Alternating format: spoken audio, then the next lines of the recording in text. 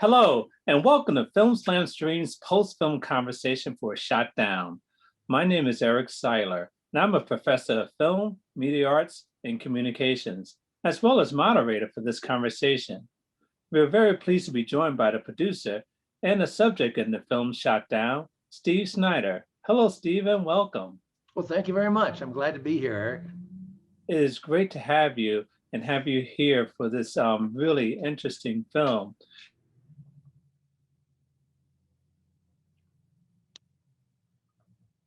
To work with you to create this film? I'm sorry, could you repeat that, please? Oh, I'm sorry. Can you tell us how this film came about? How you worked with the director, Michael Mazer, to get this film done? Sure. Well, I've made 6 trips to Belgium over the years. My first trip was in 1994 with my parents. And on 2 of our trips, we did some filming in 2016 and 2018. My youngest son, Clayton, who was a film studies major at college, and I went over with different individuals to film all these locations where the events took place in Belgium. And we had hundreds and just hours and hours and hours of footage. And initially we thought we might make a full-length documentary out of it. But we didn't really know where to start. And then when we investigated it more, it seemed like making a full-length documentary was going to be a little expensive. So finally, my son Clayton, he was an actor as well for a while in Hollywood. So he had connections. And he knew Michael Mazer, who was an editor and a filmmaker. So we just gave him all this footage and said, well, why don't we just do something shorter, and we can maybe have a documentary short and then use it as a trailer perhaps to see if we could get any interest in anyone who would be interested in making a feature film about the book.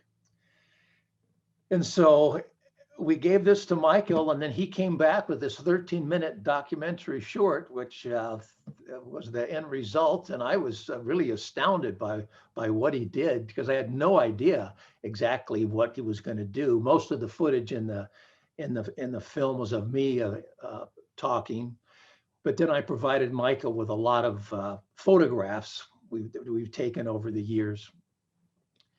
And he incorporated those, and then interviews I did with people in Belgium, and then the Luftwaffe pilot Hans Berger that shot down my dad.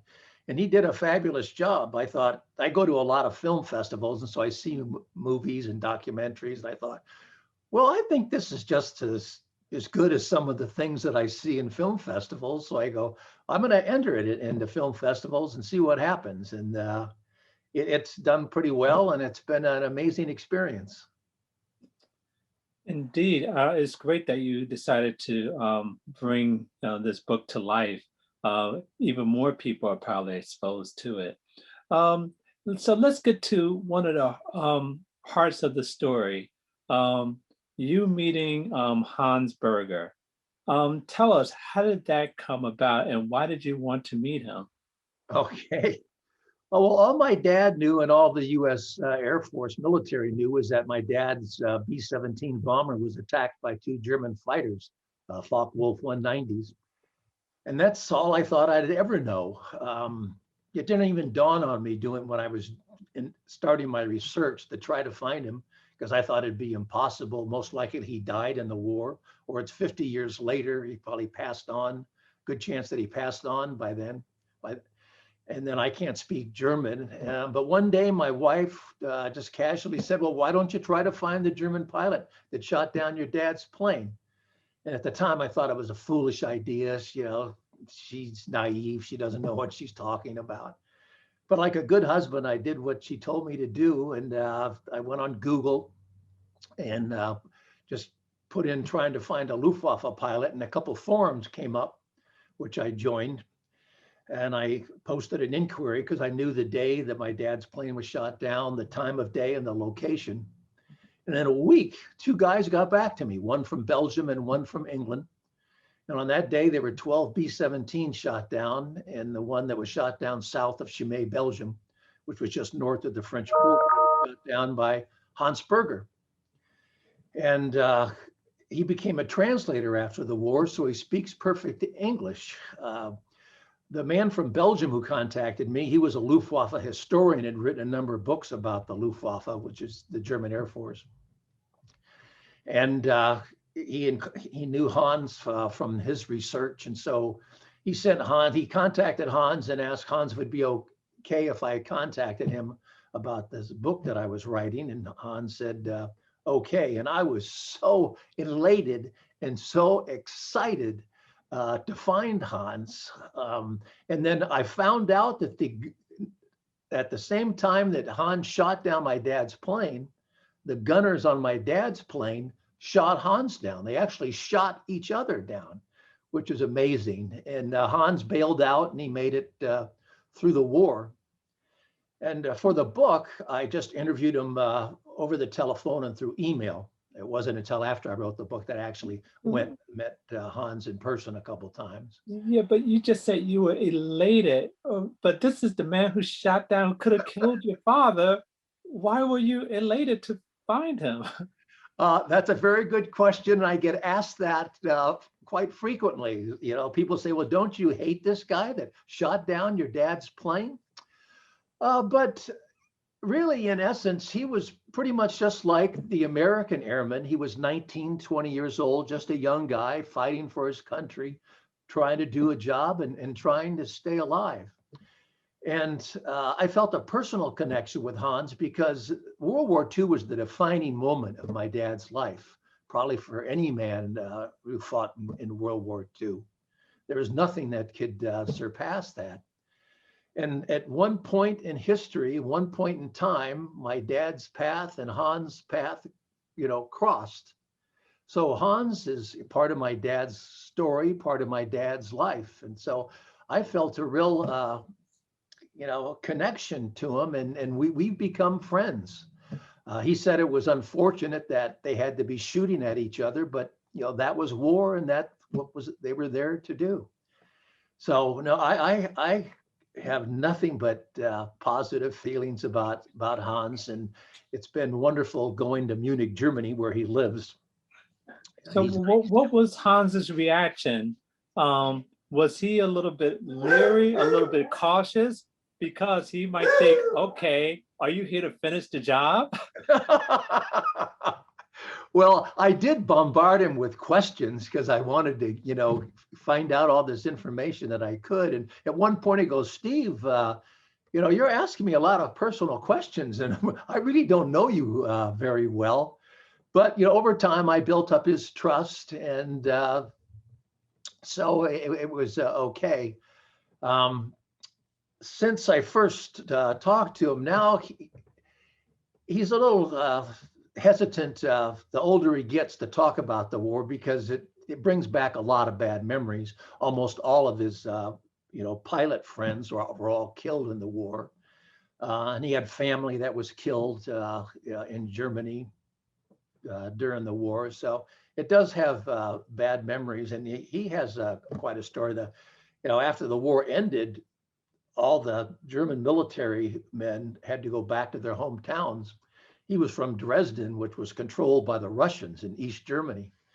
And he almost got captured and was sent to Siberia, and he'd probably die there in a labor camp, but he escaped into West Germany and escaped the Russians. So he has quite a history as well. Hey, well, we're talking to the producer and the subject of Shot Down, Steve Snyder. If you have questions, please put them in the Q&A portal and we'll get to them as time allows. So can you tell us how this film was received? I don't know if you had a chance to show it overseas or here in the States. What has the reaction been to this film? Oh, it's been overwhelmingly positive. It's I initially showed a kind of a rough cut of the film in 2019 in August, at the 75th anniversary of the liberation of Belgium and of my dad's plane being shot down.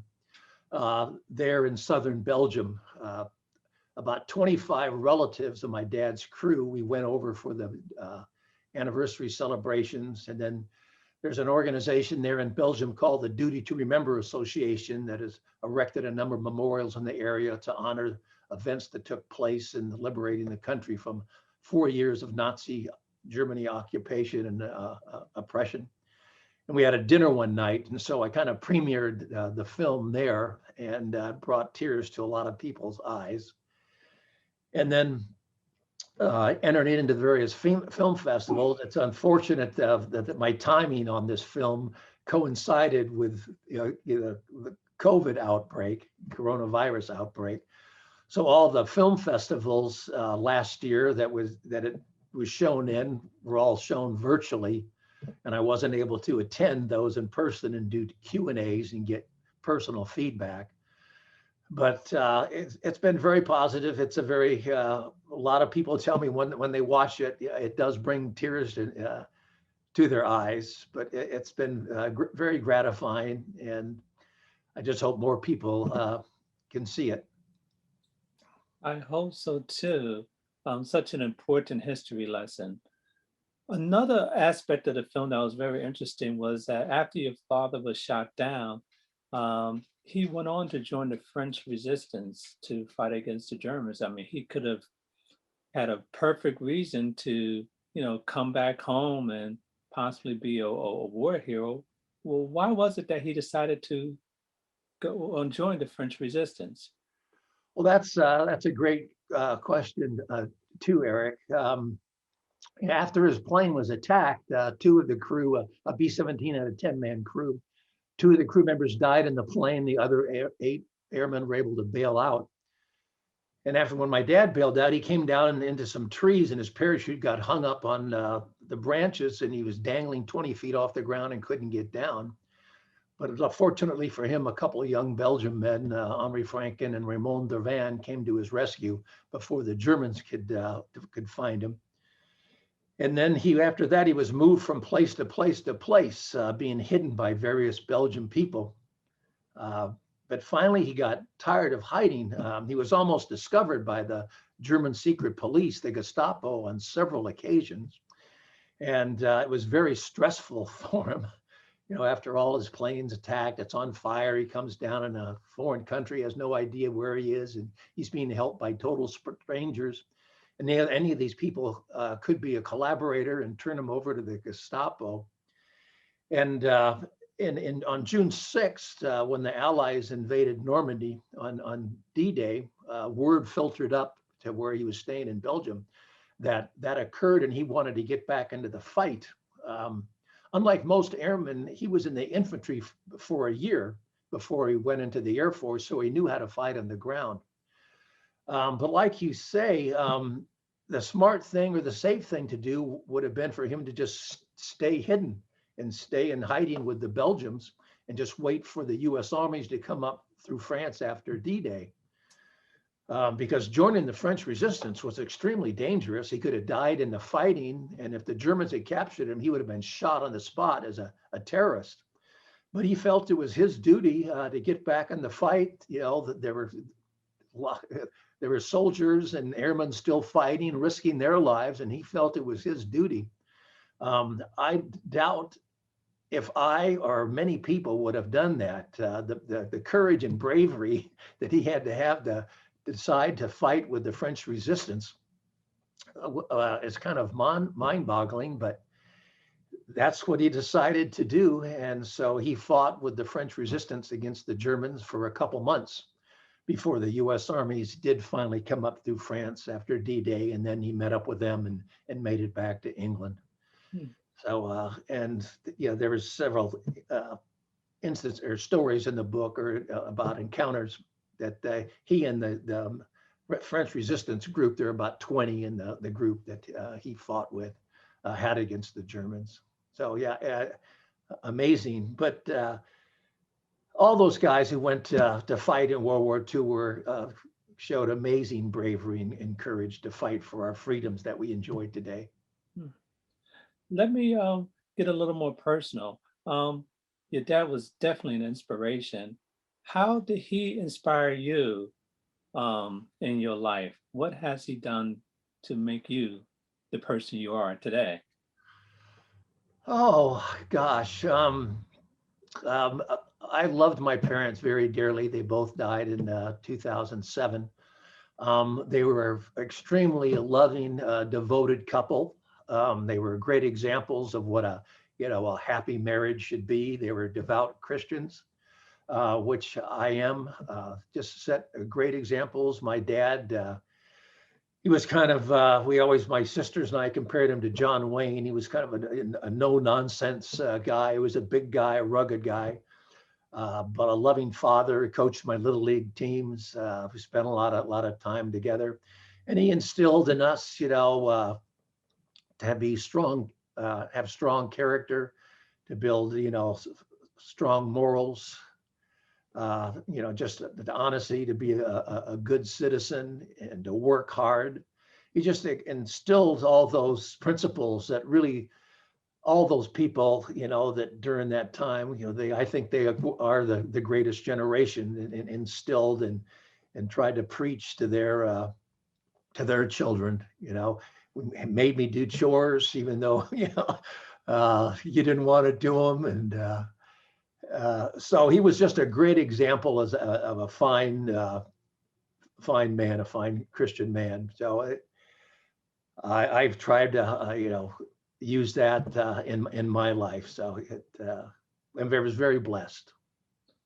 Well, good, because I know times, people want to try to live up to their parents' expectations, but it seems like he and your mom established a great foundation for you to do this testament to him by through your book and through your film. So I'm sure he appreciates this, even though he's passed on. He appreciates what you're doing.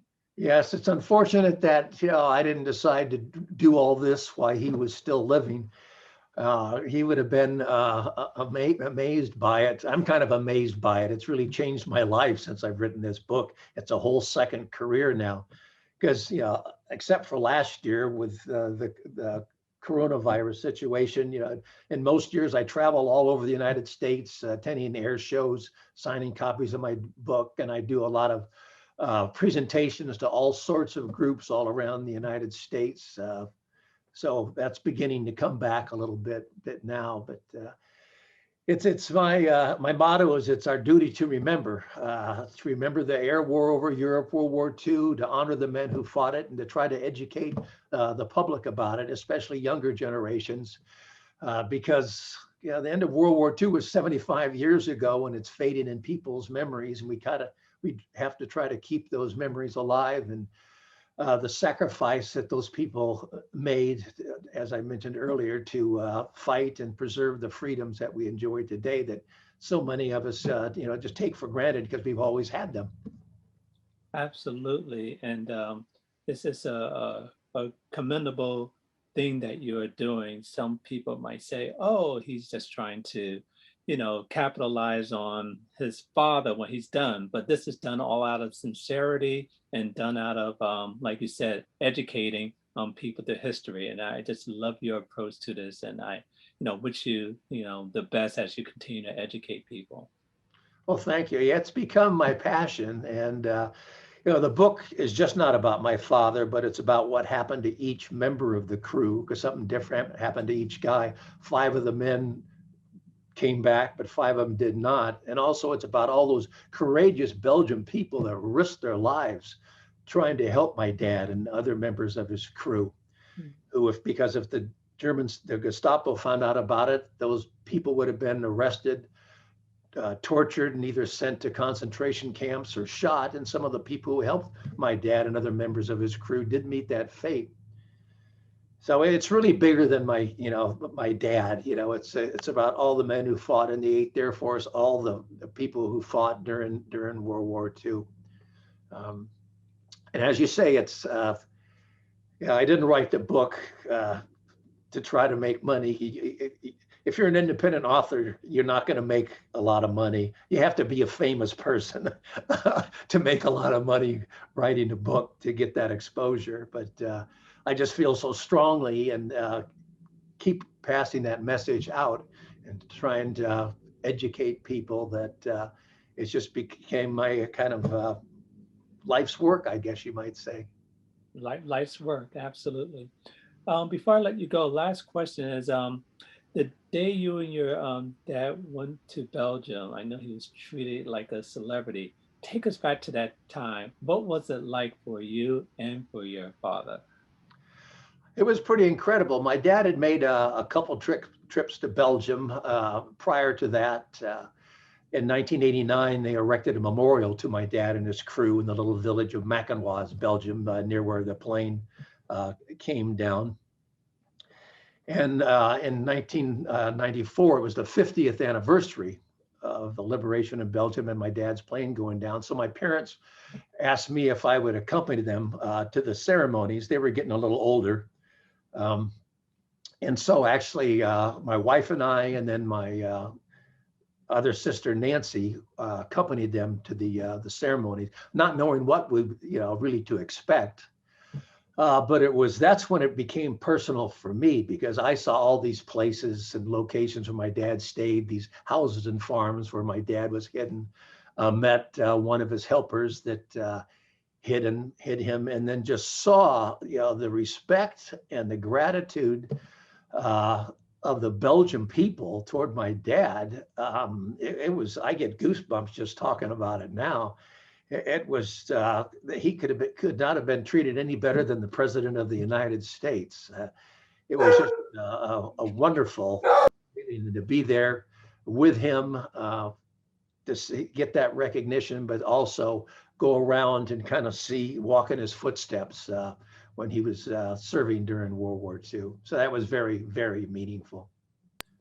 I bet it was a remarkable day, remarkable life for your father, your mother, and for you and your family as well.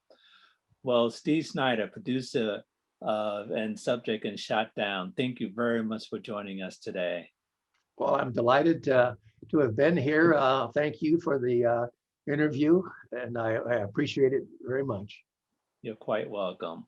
And thank you to our audience for joining us for this important and invigorating conversation. For more information about the current 45th Cleveland International Film Festival or any of our upcoming film festivals, please continue to follow us on social media or visit us at clevelandfilm.org. I'm Eric Siler. Thank you.